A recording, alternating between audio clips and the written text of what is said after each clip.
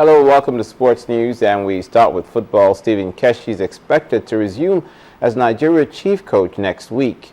The Executive Committee of the Nigeria Football Federation has mandated the Secretariat to reach out to 2013 AFCON winner and conclude the details of his contract. The three-man committee set up by the NFF will open talks with Keshi's lawyer immediately to ensure that the process is concluded in time for him to resume work. Nigeria hosts Rwanda in the 2015 Africa Cup of Nations qualifier on September the 7th.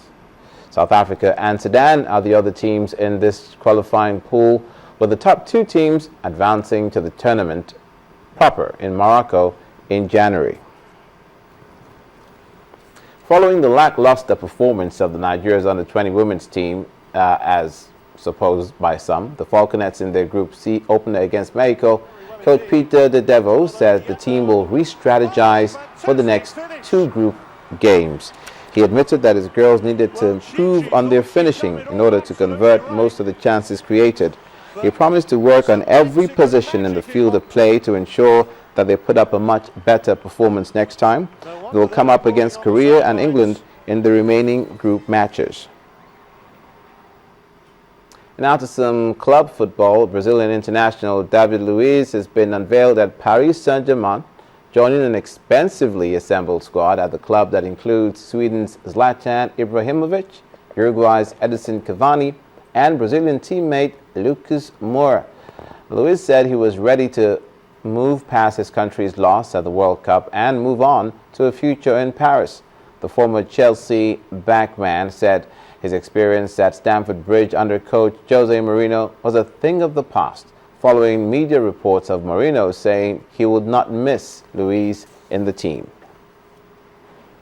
Now let's give you an update on what's happening with the Oscar Pistorius murder case. A South African legal expert, Ryan Liu, claims that Pistorius did not do well under 3 days of cross-examination, and he could have used that opportunity to make a stronger case for himself.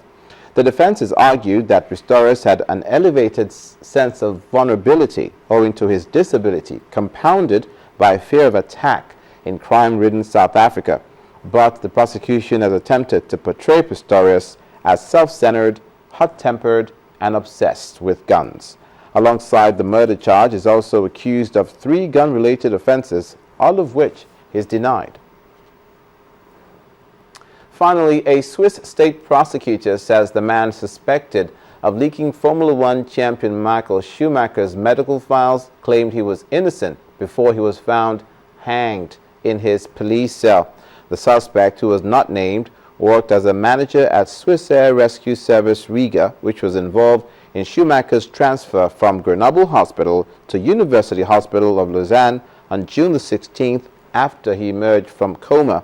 The French Daily reported in early July that leaked documents being offered to European media for some 60,000 Swiss francs appeared to have come from the IP address of a computer at a Zurich-based helicopter company.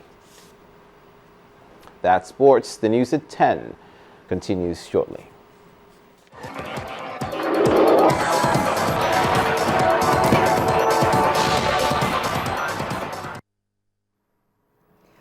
Well, on the foreign scene, more West African and international countries continue to take precautionary measures against the spread of the Ebola virus. On Liberia's part, its soldiers have set up a blockade, stopping people from western regions affected by the Ebola outbreak from entering the capital, Monrovia. Here's Cynthia Are with more details. That was indeed the case, and it follows the president's declaration of a state of emergency in order to tackle the spread of the virus, which has killed at least 930 people in West Africa this year. People were dying, and family members from Foya and the surrounding villages were going there for funerals. And of course, once you went to those funerals, some of the people who came back, reports came that almost some families were wiped out after they came. In Sierra Leone, the security forces have now imposed a complete blockade of eastern areas hit by Ebola. It is by far the world's deadliest outbreak, and the 2-day World Health Organization meeting will decide whether to declare a global health emergency. Also today, Two can play that game. That's the message Russia is sending to the West after imposing a full embargo on food imports from the EU, the United States, and some other Western countries in response to sanctions over Ukraine. The Prime Minister said it would include fruit, vegetables, meat, fish, milk, dairy imports, and Australia, Canada, and Norway are also affected. And finally, has Oscar Pistorius been doing nothing but lying through his teeth? Well, that's what the main prosecutor in the trial of the athlete has been saying, and he has also reiterated that he cannot avoid a conviction for murdering his girlfriend. Gary Nell accused the athlete of being a deceitful witness who told the court a snowball of lies. Mr. Pistorius denies murdering his girlfriend, Reva Steenkamp. And those are the top stories on the foreign scene. Thank you, Cynthia. And the main news again. The federal government has announced a compulsory test for all passengers coming in or out of Nigeria. And the police have arrested Kelechukwu Williams Mojeku for murdering his lover, a Lagos-based businesswoman, Lizzie Chukwubude Njideka, at her residence in Festac Town, Lagos, on July the 19th, 2014. Well, that's the news at 10. I'm Bimbo Oloyede. Thank you for watching. Up next is Focus on Africa.